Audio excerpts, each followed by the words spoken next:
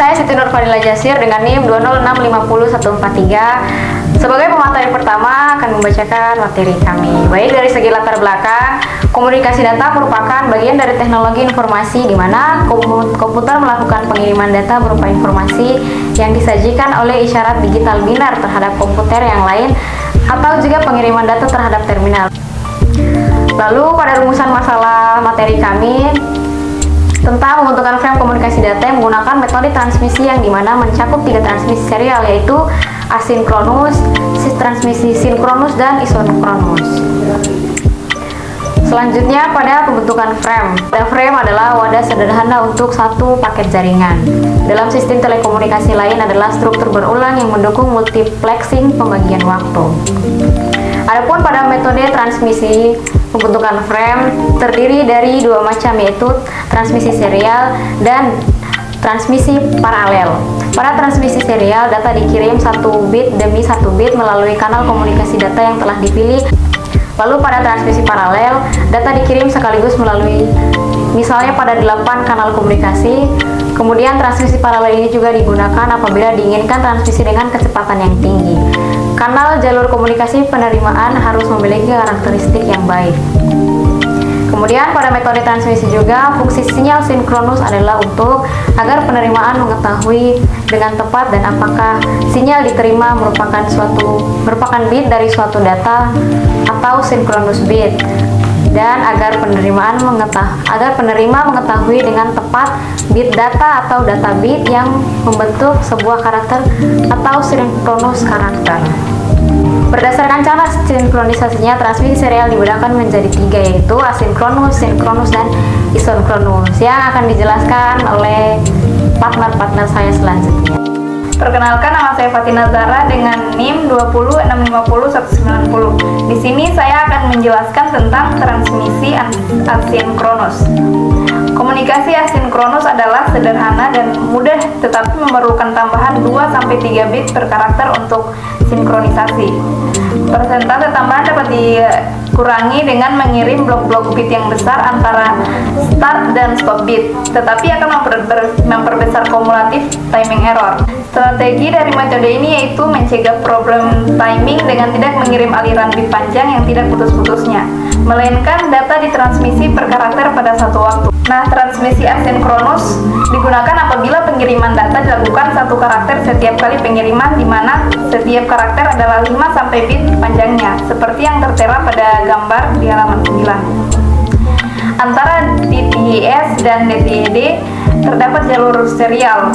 Data dikirim bit per bit, kecepatannya rendah. Transmisinya juga dilakukan dengan cara memberikan bit awal atau start bit pada setiap awal pengiriman karakter dan diakhiri dengan bit akhir atau stop bit.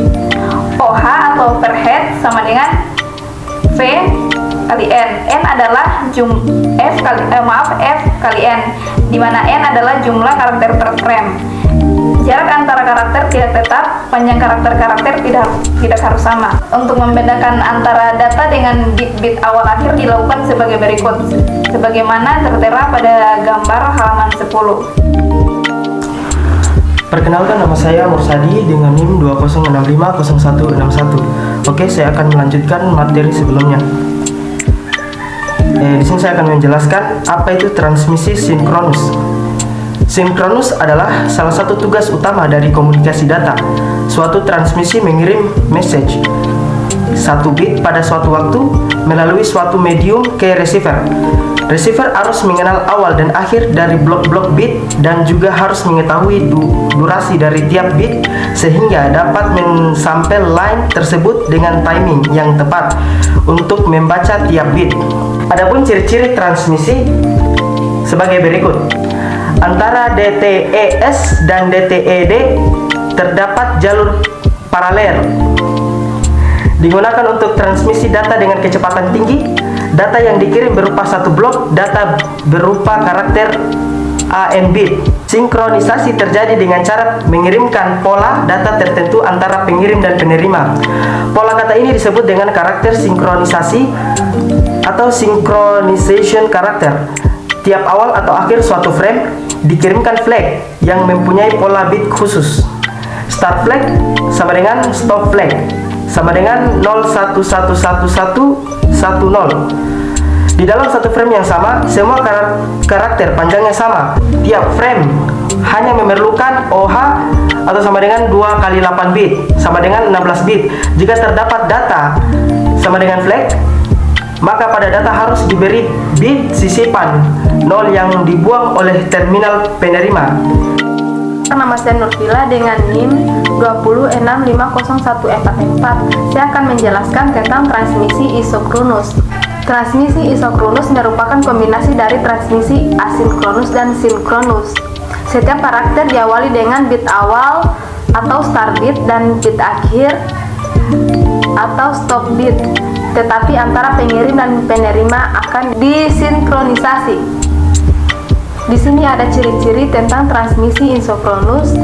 Memiliki kecepatan tinggi. Tiap awal atau akhir suatu karakter diberi start atau stop bit.